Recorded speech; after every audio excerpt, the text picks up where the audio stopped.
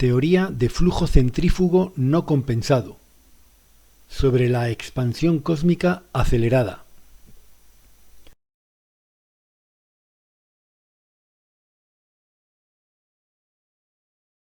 La peonza o trompo es un sólido rígido de revolución.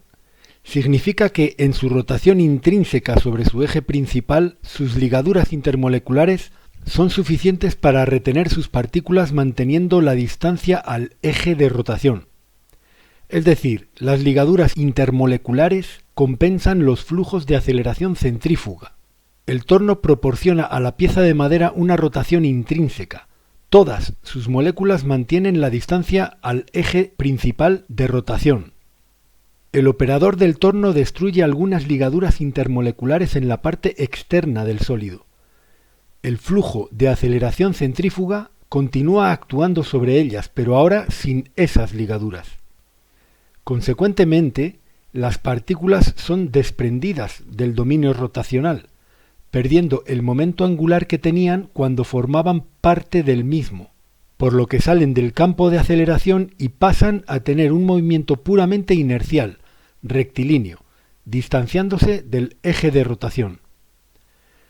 Cada tejido cósmico constituye un dominio rotacional-orbitacional concreto. No se desprende de éste, está ligado a él.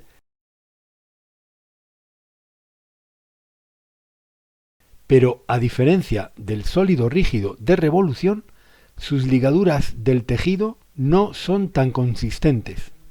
Ello causa dos efectos. Primero, el llamado efecto de Coriolis, que consiste en una cadencia del momento angular para las partes más alejadas del eje principal de rotación del dominio. Y dos, la intensidad de flujo de aceleración centrífuga es mayor que la intensidad de flujo gravitatorio, lo cual causa que las partes más alejadas del eje principal de rotación-orbitación se alejen de éste exponencialmente.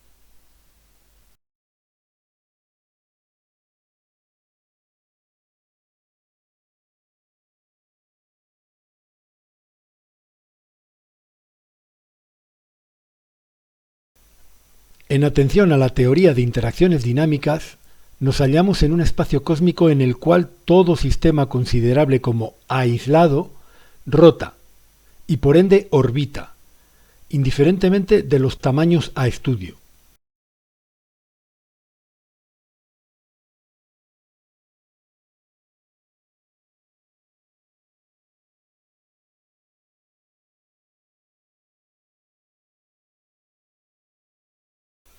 Con las técnicas y tecnologías de la actualidad, tan solo nos es posible inferir y conocer con cierta precisión a los sistemas rotacionales aislados, relativamente locales, como las orientaciones relativas de los ejes de nuestros planetas o de galaxias cercanas, sus velocidades angulares, etc. Pero a escalas dimensionales de cúmulos galácticos aún no podemos. Nuestro conocimiento actual nos permite saber que el eje de rotación intrínseca de la Tierra no es paralelo con el de Saturno, ni éste lo es con el del Sol, ni éste con el de la rotación de la Vía Láctea, ni éste con el de la rotación de la galaxia Andrómeda, etc. En esta publicación se propone extrapolar este hecho, argumentando que el cosmos no debe tratarse como una globalidad con un eje global de rotación, sino que todo eje es local referido a un dominio concreto de tejido cósmico. Los ejes en cada dominio espacial rotacional, dependiendo de su localidad, no son, generalmente, paralelos entre sí. Así es como el cosmos es estimado en la teoría de interacciones dinámicas, como una sopa de sopas astrales con materia y energía en múltiples dominios rotacionales orbitacionales, múltiples ejes no coaxiales y no coincidentes. Se considera que cualquier conjunto o sistema que se analice es siempre local y relativo y que la idea de global no es algo que debamos contemplar para estudiar seriamente la naturaleza. No se recurre a invenciones ideales forzadas por ciertas observaciones y cálculos, tales como la materia oscura o la energía oscura. Y la explicación a esta supuesta separación espacial acelerada entre sus partes, sencillamente está en los flujos centrífugos en dominios rotacionales orbitacionales. Estas intensidades de campos de aceleración centrífuga superan a las intensidades de los campos gravitatorios, no siendo suficientes las ligaduras gravitatorias como para compensar o retener los flujos centrífugos, razón por la cual los sistemas se distancian entre sí en progresión geométrica. Si el universo conocido o una sección de este es una masa de polvo, nuestra galaxia podría tomarse como una mota de polvo dentro de este gran dominio rotacional orbitacional. En este dominio cósmico, estuviera donde estuviera ubicada nuestra galaxia, nuestra vista percibiría a todos los demás objetos o motas de polvo alejándose de nosotros de manera acelerada, en cualquier dirección y en cualquier sentido en que pusiéramos nuestra vista. En un sólido rígido de revolución, al igual que en la generalidad de los astros, existe una rotación intrínseca, y por ello una orbitación de cada una de sus partículas alrededor de su centro de masas.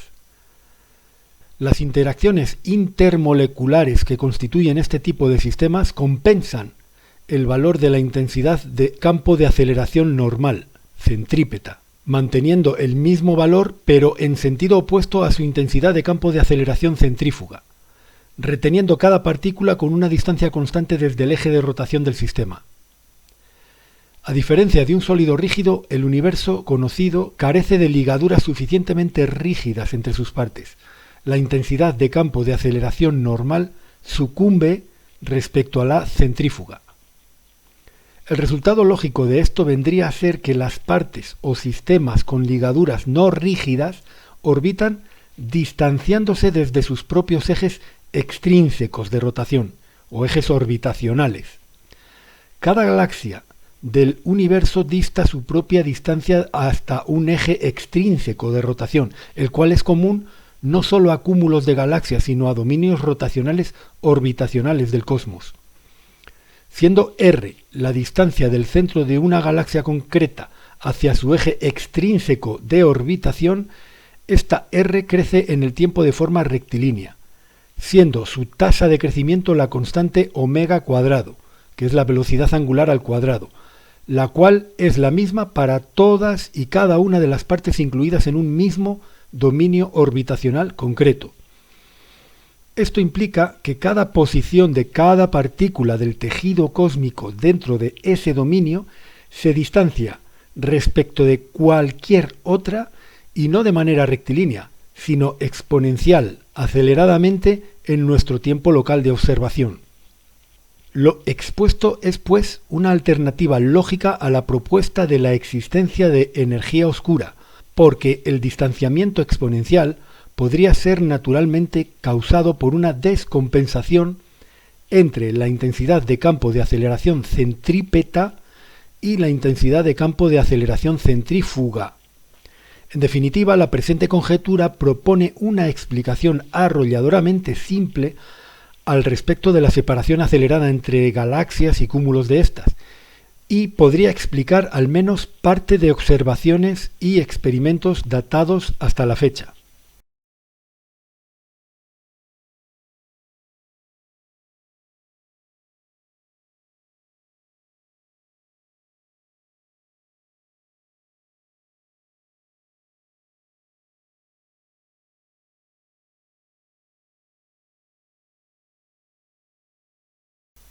La hipótesis de la existencia de la llamada materia oscura nace de la observación de que, en las galaxias espirales, la materia a partir de una distancia crítica desde el eje de rotación galáctico viaja demasiado deprisa, a la vez que los cálculos ilustran una intensidad de flujo de aceleración gravitatoria insuficiente para explicar esa velocidad y retener toda esa materia manteniendo la distancia orbital.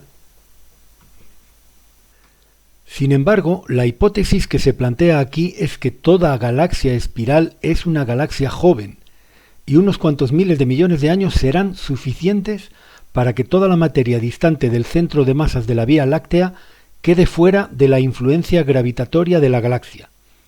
Es decir, en esta presente propuesta, la materia más alejada de su eje de rotación principal efectivamente se pierde en el espacio a medida que el tiempo transcurre.